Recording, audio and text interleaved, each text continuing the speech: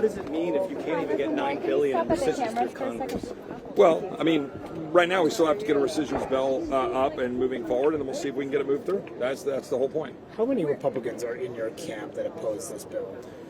I don't want to speak to that or speculate. I know that there's a significant number who have very strong reservations about the fact that you've got front load tax, back load spending restraint, the fact that you've got Medicaid reforms work requirements that don't kick in for 4 years, the fact you have waivers of those work requirements, the fact that you have no real reforms to either FMAP, that is the multiple match for the able-bodied versus the vulnerable, the provider tax, the fact the Inflation Reduction Act doesn't stop these massive projects on day one. I could keep going. There's a laundry list of things. Now they want to pile on some more SALT money. So, yeah, to say we have a gulf is an understatement. But, I mean, if they make all these changes, you're going to turn off a significant number of members in your own conference. If they listen to you, you've lost the middle of your conference. Well, we need to keep working through and have people go explain why they want to say they're reforming Medicaid when they're not. I mean, so what, you think work requirements that kick in 4 years is the way to go make sure that you actually have work requirements apply? I mean, it's a joke. It's nothing like the 90s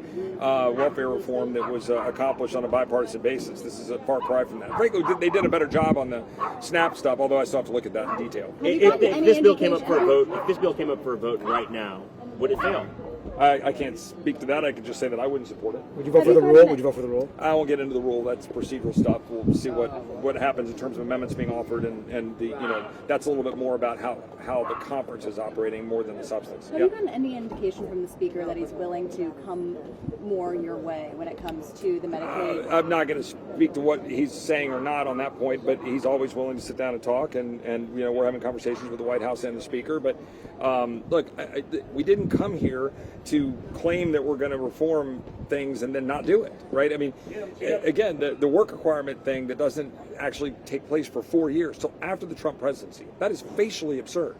Like, it's one of the stupidest things I've ever heard of, actually.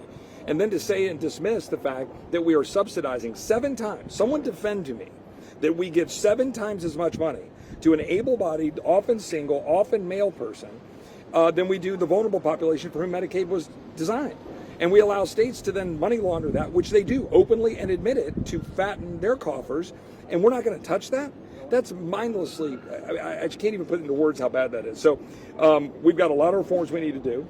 We're all working together. I'm pretty adamant about not drawing any red lines. Like, we can give and take on a lot of different things, but when you pile up this much stuff in the scale, it ain't looking good. Do you think it'll pass on? Could it pass by next week? Do you really think it's realistic that for the speaker? I won't get into the timelines. Like, you never know what you can do when people, feel the pressure to come to the table and come to terms. But we've got a lot we got to sit down and figure out. You feel the pressure and fold? Markup venue for changing the bill to your liking. Is the what? The budget markup. I mean, I'm going to defer to the chairman on how he wants to conduct the markup and what we do. I would just say right now there'd be a significant number of us who could not bless this product through the budget committee. Now, what that means, we'll see. I mean, I'm going to defer to the chairman.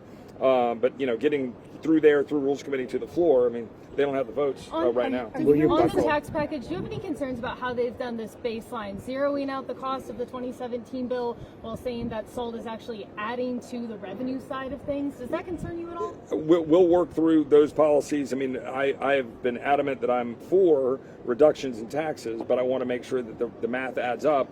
The stuff on the baseline is all internal beltway gimmicks nobody in America cares about. All they care about is, will deficits go down, will taxes be lower so they have more money in their pockets, and are we getting the reforms that are necessary to make our systems not be corrupt? I think this bill fails, though, on those scores currently. Thanks, guys. Are you willing to support a higher SALT cap than the $30,000 one? It'd be really expensive. Thank you, sir.